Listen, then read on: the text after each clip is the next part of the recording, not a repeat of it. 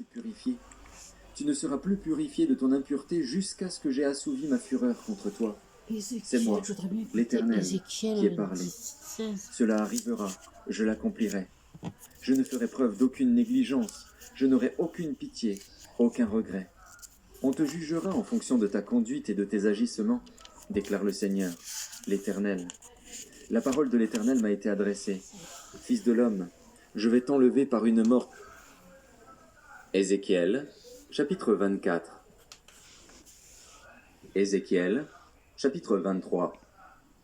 La parole de l'Éternel m'a été adressée. Fils de l'homme, il y avait 2 femmes, filles de la même mère. Elles se sont prostituées en Égypte. Elles se sont prostituées dès leur jeunesse. Là leurs seins ont été pelautés, là leur poitrine de fille vierge a été caressée. La grande s'appelait Ohola, et sa sœur Oholiba. Elles étaient à moi, et elles ont mis au monde des fils et des filles. Ohola, c'est Samarie. Oholiba, c'est Jérusalem. Ohola s'est prostituée au lieu de rester à moi. Elle s'est prise de passion pour ses amants, ses voisins assyriens. Habillés d'étoffes violettes, ils étaient gouverneurs ou magistrats. C'étaient tous de séduisants jeunes hommes, des cavaliers montés sur des chevaux. Elle s'est offerte à eux, à toute l'élite des Assyriens.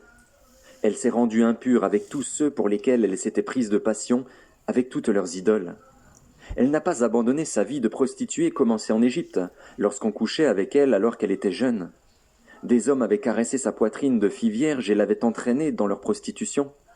C'est pourquoi je l'ai livrée à ses amants, aux Assyriens pour lesquels elle s'était prise de passion. Ils ont dévoilé sa nudité, ils ont pris ses fils et ses filles, et elle, ils l'ont tuée par l'épée.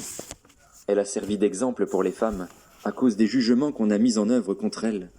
Sa sœur Oholiba a assisté à tout cela, mais elle s'est montrée encore plus déréglée qu'elle dans ses élans passionnés. Ses prostitutions ont dépassé celles de sa sœur. Elle s'est prise de passion pour les Assyriens, ses voisins qui étaient gouverneurs et magistrats, habillés magnifiquement, qui étaient des cavaliers montés sur des chevaux, tous de séduisants jeunes hommes.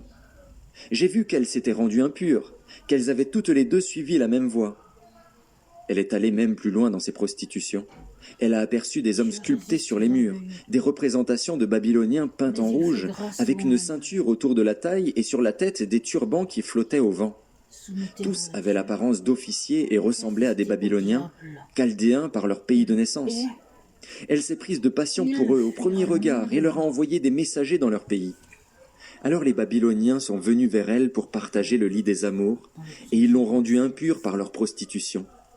Elle s'est rendue impure avec eux, puis elle s'est détachée d'eux. Elle a montré son penchant pour la prostitution, elle s'est montrée entièrement nue. Alors je me suis détaché d'elle comme je m'étais détaché de sa sœur. Elle a multiplié ses prostitutions, en souvenir de l'époque où elle était jeune, où elle se prostituait en Égypte. Elle s'est prise de passion pour des pervers, dont le membre est pareil